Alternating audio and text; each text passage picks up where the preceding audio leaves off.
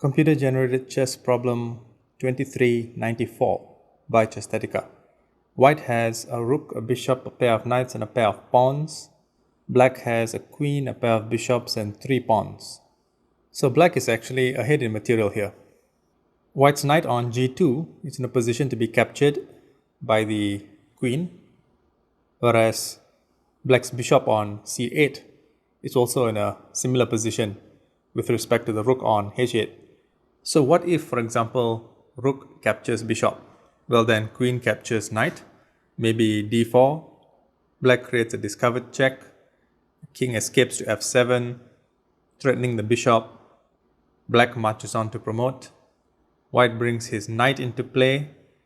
Note that if king captures bishop, the pawn becomes unstoppable, pretty much. So knight to e5, the bishop then moves over to a3, back up that pawn. The rook tries to attack the bishop. Bishop backs off to d6. The knight gives check to the king. King to e3. Rook to h8. b2. White plays e5, threatening the bishop on d6 and guarding the b1 promotion square through discovery. Black plays queen to f1, pinning that bishop. The king attempts to unpin it. And here black just sacrifices the queen. The king recaptures, black promotes to queen with check, and you can see that white is not doing well here. But let's go back to the original position. There's actually a way that white can win from this point. Let's take a look at the analysis. So despite being behind in material, you can see from the analysis that white can actually obtain quite a distinct advantage, or basically play to win here. And the key move is king to f7. So this prevents any discovered attack on the king should the black king move, and it also attacks the bishop on e7. So now if, let's say, queen captures knight, the key move here is not to capture this bishop, okay, as this would tend to be losing as well, but instead to skewer the king with rook to g8. After king to f4, rook captures queen. So perhaps black would not capture the knight here. So let's say he does something else. Maybe bishop captures this other knight. It's the same thing. Rook to g8 wins the queen.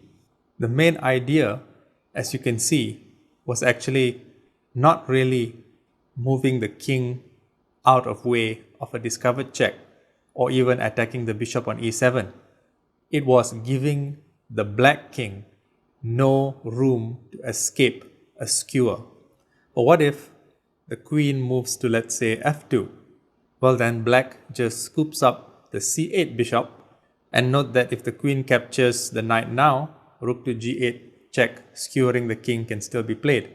So black has to try something else. Maybe bishop to c5.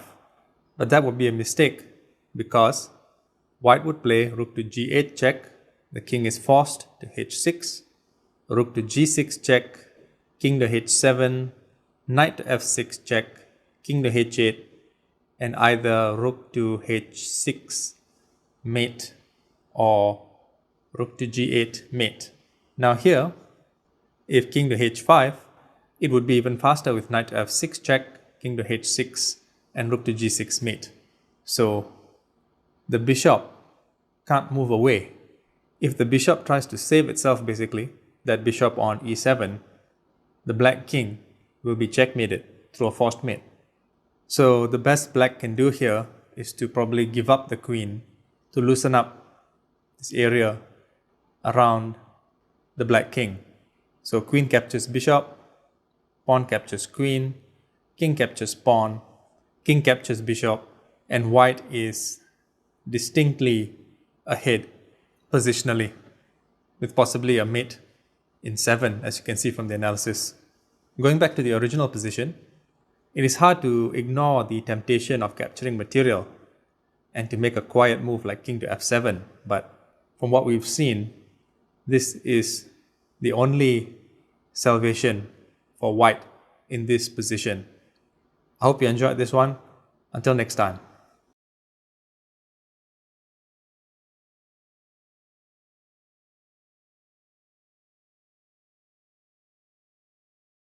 Chesthetica's Book of Chess Constructs, Volumes 1 through 5.